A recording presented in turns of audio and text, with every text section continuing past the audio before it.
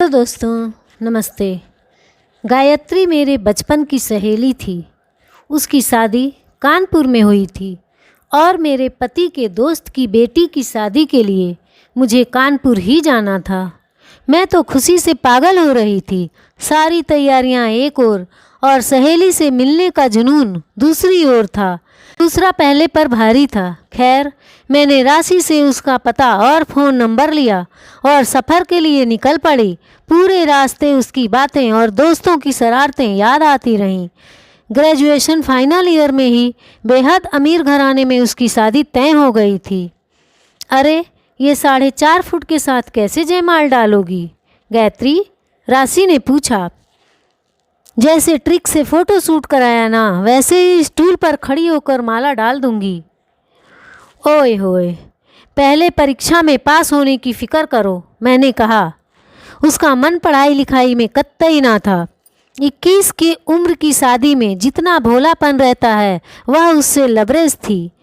दरअसल कुछ महीनों पहले ही मुझे गायत्री के बारे में पता लगा था कि उसके पति नीलेश रंजन उत्तर प्रदेश के जाने माने बिल्डर बन चुके हैं। सभी सहेलियां उसके मेहमान नवाजी के मज़े उठा चुकी थीं। अब मेरी बारी थी।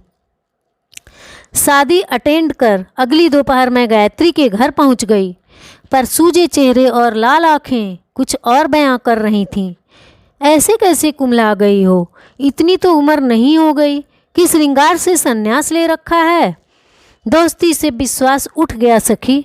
तुझे पता है ना, शादी के सीजन में मैं कितना खुश रहा करती थी, पर इसी मौसम में अकेली हो गई। पहले सब अच्छा चलता रहा, उसके बाद पड़ोसन जूली मेरी दोस्त बन गई। धीरे धीरे उसका घर में बसेरा होता चला गया। नीलेश घर में रहते नहीं थे। मैं उसे सुबह से बुला लेती। खाना रहना सब यहीं होता था। उसी ने मुझे लूट लिया।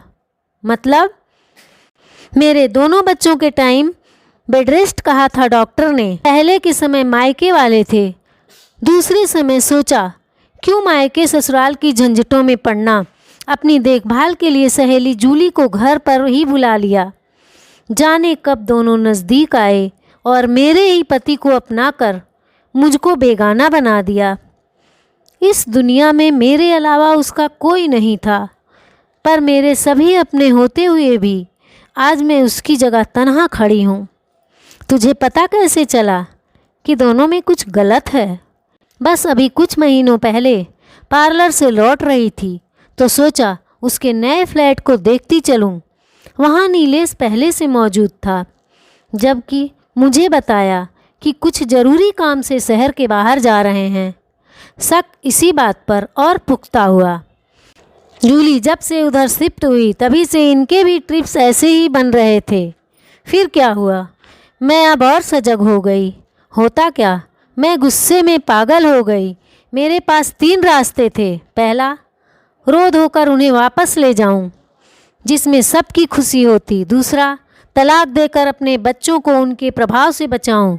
या फिर तीसरा रास्ता, जिसमें मैं तलाक ना देकर दोनों की उलझनें बढ़ाकर अपना बदला ले लूं। मुझे बड़ों ने पहला रास्ता सुझाया और छोटों ने तीसरा, ताकि वह दोनों कभी मिल ना सकें और मैं उनके किए की सज़ा देकर संतुष्ट हो जाऊं। पर मैंने बीच का रास्ता चुना, जिसमें मैं इन दोनों के झंझटों से दूर अपने बच्चों के संग अपनी दुनिया सहेज सकूं। पर एक गलती तो कोई भी माफ़ करता है। अपनी बसी बसाई गृहस्थी उजाड़ने के पहले तुमने कुछ सोचा नहीं? ये तो उन्हें सोचना था। यह गलती नहीं थी जो गलती से हो गई हो, बल्कि मेरे नज़रों से छुपकर किया गया गुनाह था। गुनाहों की माफ़ी नहीं, सज़ा होती है।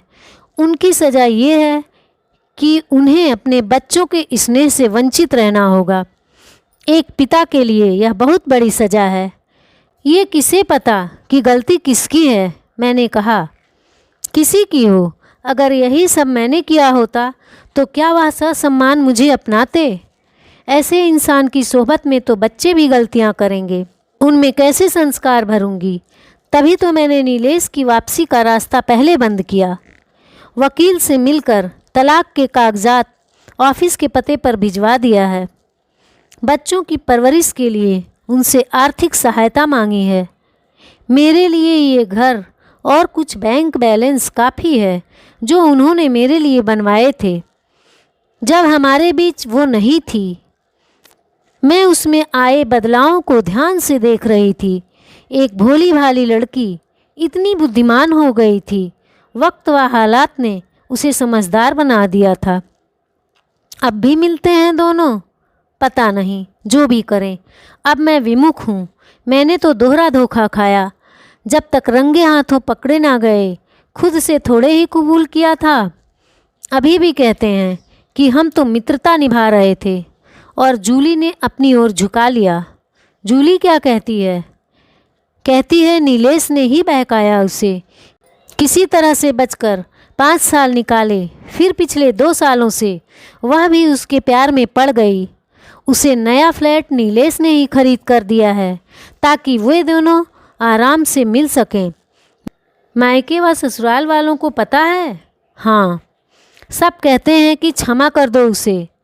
शराब और शबाब तो कमजोरी होती ही है और इस व्यवसाय में बहुत पैसा होने से आदतें भी गलत हो जाती हैं। सब भूलकर तलाक का केस वापस ले लूं और इनके साथ रहूं। अब तुम बताओ मुझे क्या करना चाहिए? सहसा उसके सीधेपन पे तरस आने लगा। उसने जिस प्रथम पुरुष पर अपना सब कुछ वार दिया था, जिस पर अखंड विश्वास किया, उससे ही छल पाया। यह तो बाकायदा अपराध था। सवाल शादी और धोखे का नहीं बल्कि आत्मसम्मान का था, जिससे समझौता करना अपनी आत्मा को मारना था। एक गहरी सांस ली और कहा, छोड़ दो उसे, वह तुम्हारे लायक नहीं। यह कहकर वापस आ गई। इस बात को महीनों गुजरने के बाद उसका फ़ोन आया। उसकी चुलबुली हंसी वापस सुनकर दिल को तसल्ली मिली। केस सीधा था, तलाक मिल गया था।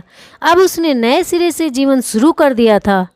भोली भाली सखी को इस दोहरे धोखे ने इतना समझदार बना दिया था कि अब दुनियादारी की नकली चकाचौंध नहीं बल्कि अपने आध्यात्मिक उत्थान में मशगूल हो गई थी।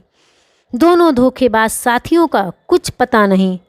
रंगे हाथों पकड़े जाने पर अपराध बोध हुआ भी या नहीं। एक हो गए थे या एक दूसरे से दूर। मकान व पर्याप्त धनराशि व बच्चे गायत्री के हिस्से में आए। उसने बच्चों की परवरिश को जीवन का उद्देश्य बना लिया था। साथ ही फुर्सत के क्षणों में महिलाओं से जुड़ी एनजीओ के लिए भी काम करना शुरू कर दिया था। अब जबकि इन तीनों पात्रों के विषय में लिखने बैठी हूँ तो एक ही बात रह रह कर जेहन में आती है कि क्या इन्हीं कारणों से तो नहीं दुनिया सिमटती जा रही है।